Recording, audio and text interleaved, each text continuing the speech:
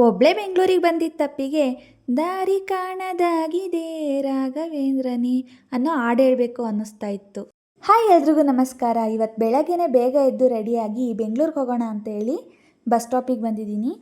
ಕೊರಟಗೆರೆಯಿಂದ ಬೆಂಗಳೂರಿಗೆ ಒಂದು 3-4 ಬಸ್ ಹೋಯಿತು. ಅದರಲ್ಲಿ ನನ್ನಣೆ ಬರೋಕ್ಕೆ ಒಂದು ಸೀಟ್ ಕೂಡ ಖಾಲಿ ಇರಲಿಲ್ಲ.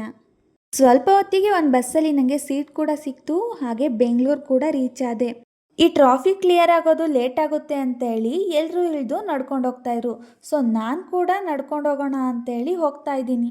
ಇಲ್ಲಿಂದ ಬಸ್ ಸ್ಟಾಪಿಗೆ ನಡ್ಕೊಂಡು ಹೋಗ್ತಾ ಇದ್ರೆ ನಾನು ನರ್ಕದಲ್ಲೇ ನಡ್ಕೊಂಡು ಹೋಗ್ತಾ ಇದ್ದೀನಿ ಅಂತ ಫೀಲ್ ಆಯಿತು. ಯಾಕಂದರೆ ಅಷ್ಟು ಬ್ಯಾಡ್ ಸ್ಮೆಲ್ ಇತ್ತು, ಅಷ್ಟು ಗಲೀಜಿತ್ತು ಇಲ್ಲಿ. ಬೆಂಗಳೂರು ರೀಚ್ ಆದಮೇಲೆ ನಮ್ಮ ಅಣ್ಣನ ಮಗಂಗೆ ಫೋನ್ ಮಾಡಿ ಬರೋದು ಕೇಳಿದ್ದೆ.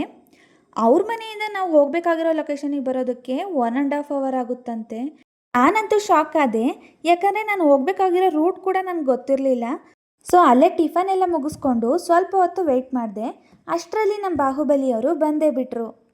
ಮೆಜೆಸ್ಟಿಕ್ಕಿಂದ ನಾವು ಹೋಗಬೇಕಾಗಿರೋ ಲೊಕೇಶನ್ಗೆ ಹೋಗೋದಕ್ಕೆ 1.5 ಗಂಟೆ ಅಲ್ಲ 2 ಗಂಟೆ ಮೇಲೇ ಆಯಿತು. ಎಲ್ಲೋಗ್ತಿದ್ದಾರೆ ಇವರು ಅನ್ನೋ ಒಂದು ಡೌಟ್ ಅಂತೂ ನಿಮಗೆ ಬಂದೇ ಬಂದಿರುತ್ತೆ. ನಾನು ತುಂಬ ದಿನದಿಂದ ನನ್ನದೇ ಆದಂಥ ಒಂದು ಸ್ಮಾಲ್ ಬಿಸ್ನೆಸ್ನ ಸ್ಟಾರ್ಟ್ ಮಾಡಬೇಕು ಅಂತ ಅಂದ್ಕೊಂಡಿದ್ದೆ. ಅದರಲ್ಲೂ ಕೂಡ ಸ್ಯಾರಿ ಬಿಸ್ನೆಸ್ನ ಸ್ಟಾರ್ಟ್ ಮಾಡಬೇಕು ಅಂತ ಹೇಳಿ ಫಿಕ್ಸ್ ಆಗೋಗ್ಬಿಟ್ಟಿದ್ದೆ. ಅದಕ್ಕೆಲ್ಲ ಇವಾಗ ಮುಹೂರ್ತ ಕೂಡ ಬಂದಿದೆ ಅನಿಸುತ್ತೆ. ಸೊ ಮೊದಲನೇ ಹೆಜ್ಜೆ ಇಟ್ಟೇ ಬಿಡೋಣ ಅಂತೇಳಿ ಬಂದಿರೋದು. ಸುಮಾರು ಶಾಪ್ಗಳನ್ನ ನಾವು ಸುತ್ತಾಡಿದ್ವಿ.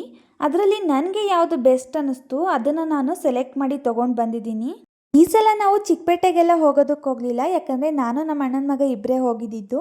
ಚಿಕ್ಕಪೇಟೆಗೆಲ್ಲ ಹೋಗಬೇಕು ಅಂದರೆ ದೊಡ್ಡವ್ರು ಇರಲೇಬೇಕು, ಇಲ್ಲ ಅಂದರೆ ನಮ್ಮಂಥವ್ರು ಹೋಗ್ಬಿಟ್ರೆ ಟೋಪಿ ಹಾಕಿಸ್ಕೊಂಡು ಬರೋದಂತೂ ಪಕ್ಕ. ನೋಡೋಣ, ನೆಕ್ಸ್ಟ್ ಟೈಮ್ ಸಿಕ್ಕಿದ್ರೆ ಅಲ್ಲೂ ಕೂಡ ಹೋಗ್ಬಿಟ್ಟು ಬರೋಣ ಸುಮ್ಮನೆ.